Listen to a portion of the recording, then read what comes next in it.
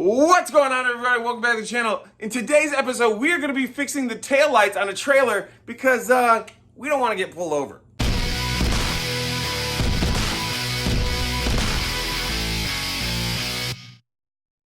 So if you guys missed my last episode, and if you did, go ahead and click somewhere up here if you're on your phone, or the link down in the description below. We got some jet skis. We've been having a lot of fun with these things. I am new to the water. I'm not a swimmer. I'm not a water person. Water freaks me out, but I will say these things are a lot of fun.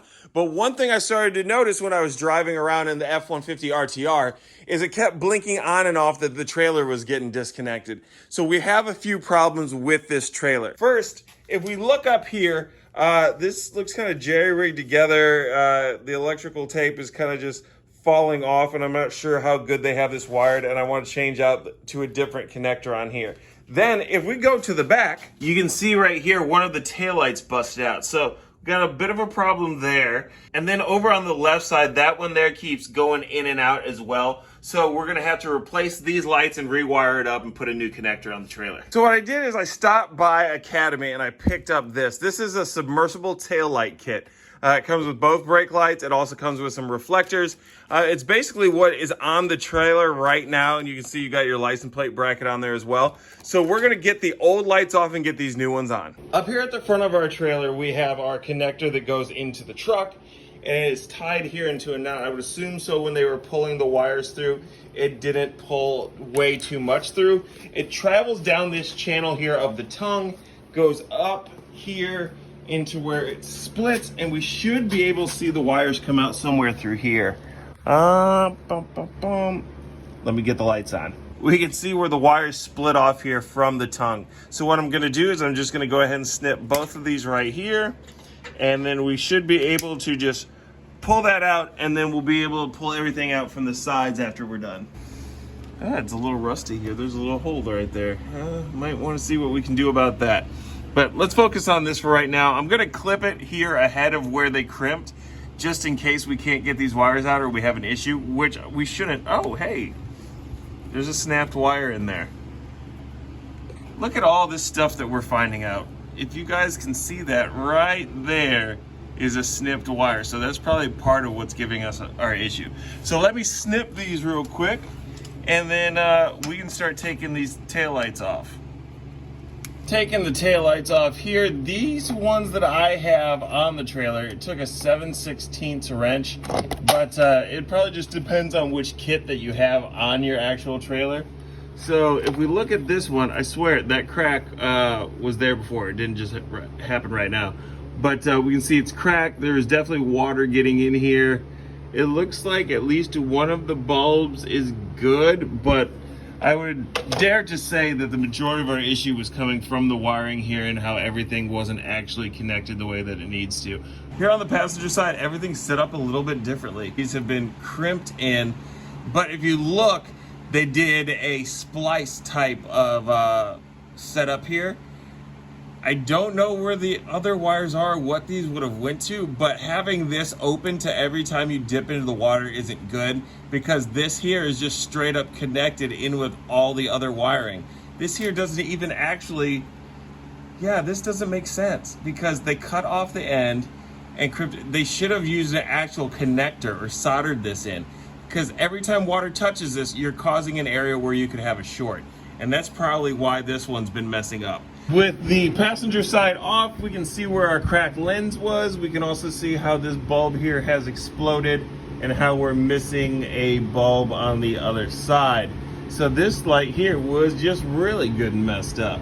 That's out of the way. That right there is trash now, and we can start opening up our new setup and see what all it includes. With all the old stuff out of the way, we're gonna go ahead and open up this kit and see what all it includes.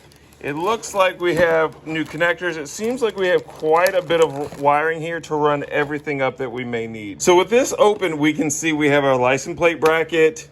We have our new lights here with mounting hardware, both left and right. We have our reflectors here as well that go towards either side. And then we have a whole lot of wire here to actually set up for our connection to the truck. And we may, oh yeah, we actually do have new connectors in here, as well as all of our electrical hardware and everything we would need to tie the wires up and out of the way. So we got quite a bit of wire here to span the full length of the trailer. Looking at the wiring diagrams and whatnot, we are gonna have to run the brown and yellow down to the driver's side. Brown and green is going to attach to the passenger side. So we're going to start running this through the tongue and down to where we need it on the trailer. Right here is the hole that everything ran through last time.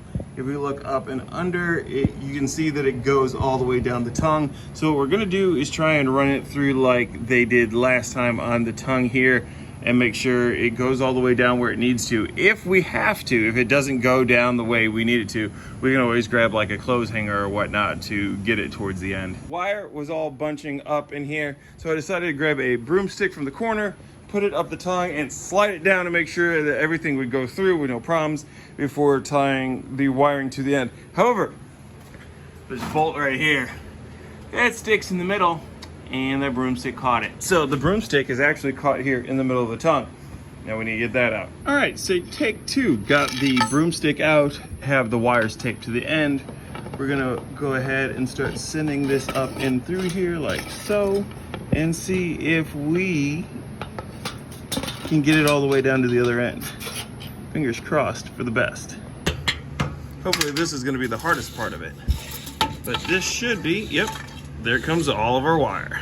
Continuing to run the wiring through the trailer, I left some of the wiring hanging out here. Like you can see, this for the driver's side is sitting here hanging out. What I did here on the passenger side was I just took my green and brown, taped it to what was already existing there, and then started to pull the old wire through, which allowed us to bring the new wire with it. So we're gonna do that to the other side, see if we can continue to do that down this rail here so we can keep everything inside the trailer the way that they had it. The kit included these wire nuts right here for the attachment of this wire here to the actual brake light, but I'm not gonna use this. A little bit of water can get in here.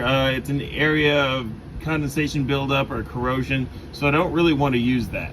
My plan instead for this is we're going to use these connectors right here. We're going to crimp it down, as well as put some heat shrink over it to make sure that it's watertight and we're not going to have any issues with the connection itself. Over here on the driver's side, I snipped off all the extra wire. So we have probably, I don't know, like 1.5 feet extra wire sitting here that we didn't need. Oh no, that's more than that. That's probably about 2 feet of extra wire we didn't need. So it's been snipped here. And what we're gonna do is we're just gonna shave these ends off here, crimp it down on this side, and then run a flame or maybe even the heat gun over that heat shrink. And then we're gonna just tuck this back up into this hole here. Here we have the driver's side all wired up and heat shrinked. So we're gonna hop over and do the passenger side, and then we're gonna stuff this stuff up into this hole. Here's our new marker light that came with our kit. As you can see, it's grounded here by using this nut and bolt, and then we're going to wire it up and crimp it into place using this wire here onto the brown wire. But if we look at the original one that was on here, you can see that this person riveted it on originally. So I don't know if this came from factory that way or how that worked out, but what we're gonna need to do is kind of break these rivets off. Now what I'm gonna try and do is just snip them. That should work. If I need to, I can grab the grinder and snap the back off.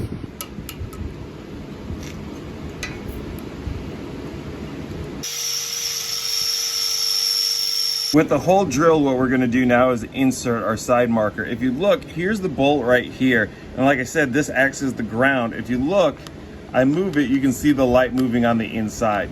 So what we're gonna do is we're gonna take this wire right here, which is gonna give it its power, pass it straight through here. Then we're gonna take the actual bolt itself, which is the light and the ground, and pass it through to the other side. It'll be held in place with our locking washer and our nut. Now, being very careful not to mess this up, what we wanna do is take the brown wire and our open end that we have right here for our connector, slide that over, making sure that the open end for us to slide our other wire in Perfect. Slide that up there to where we think it's gonna meet. It sits in there all nice and good. I'm gonna rotate it just a little bit, that way I can get in here with my vice grips and pinch it on down. Flipping it over, you can see that our metal connecting point right there is all the way through. That's gonna cut through both of the outer layers here to connect the wires. Then all we gotta do, lock that down, and we're done. Just gonna slide this back up into the hole so we don't have excess hanging out. Back up front here, we need to connect this white wire to a ground to enable all of this stuff here to work when we hook it up to the truck. I made my cut here around the wire. I try and go a little bit far back, especially on stuff like this. That way I can double up inside there to make sure everything fits. And then as I bring this wire off, I like to twist it. As you can kind of see, I started there. That way it keeps all the wires together and unfrayed.